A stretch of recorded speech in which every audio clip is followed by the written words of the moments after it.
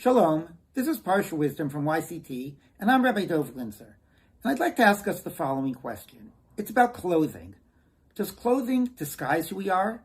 Does it reflect who we are? Or does it perhaps even shape who we are? Clothing plays a major role in this week's Parsha, and in the Parsha before that, and even in the Parsha before that. In last week's Parsha, Yosef goes to greet his brothers, and they strip him of his cloak of many colors. They throw him in the well, and they send that cloak to the father and said, does this belong to Yosef? Father believes Yosef has died, and he mourns over him. In that story, the cloak represents Yosef, represents his identity.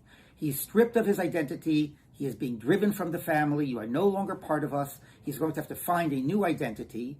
And when it's presented to the father, it represents Yosef. There, the clothes are actually a representation of who we are. What happened to Yaakov was actually, though, a payback for what Yaakov did earlier. Because Yaakov put himself in Esau's garments to pretend that he was Esau in order that his father should give him the blessing. So their clothing operates as a disguise, not as one's identity. In this week's Parsha, I believe we find that clothing actually can also shape who we are.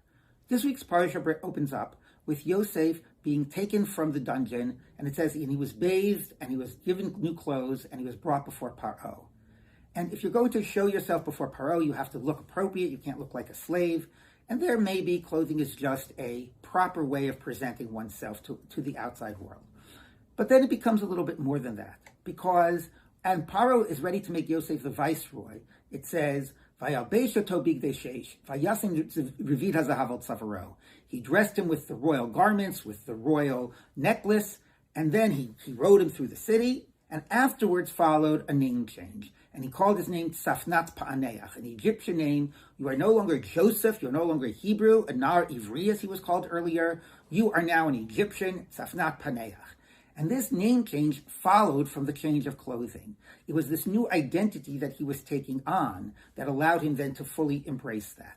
And that, I believe, is not a disguise, and it's not who we are right now, but it actually changes who we are and allows us to embrace an identity or to express a part of who we are that we would otherwise not have expressed.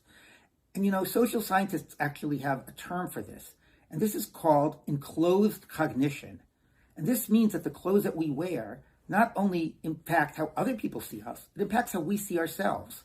An experiment was done where one person wore a lab coat and was told that it was a doctor's coat, a lab coat, and another person did not wear the lab coat.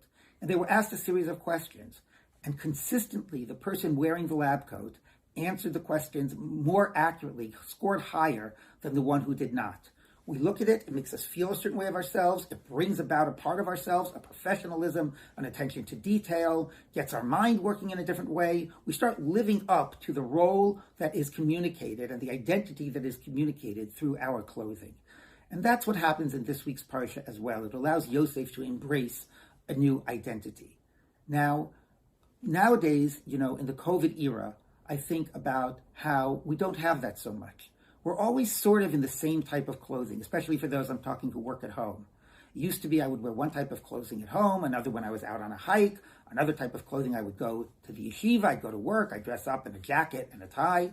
And now sort of all the time I'm in a button-down shirt and pants. Every now and then I'll put on a tie.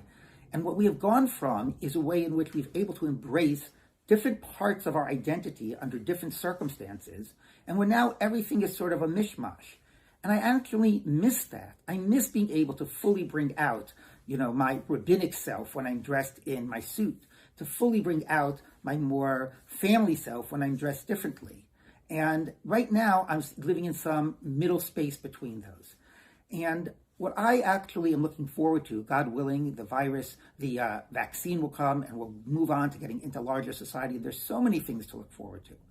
But one of the things I'm going to look forward to is the opportunity to wear different clothes in different circumstances, and in order to not only show who I am, but shape who I am, bring out different parts of my identity and express my identity different in different situations. And this week's Parsha ends by Yosef giving Binyamin 5 changes of clothing. Not that you should always wear the same thing, that for different circumstances you wear different clothes, and that only not shows how the respect you have for the circumstances you're in, but what part of yourself you want to be bringing forth. Shabbat Shalom.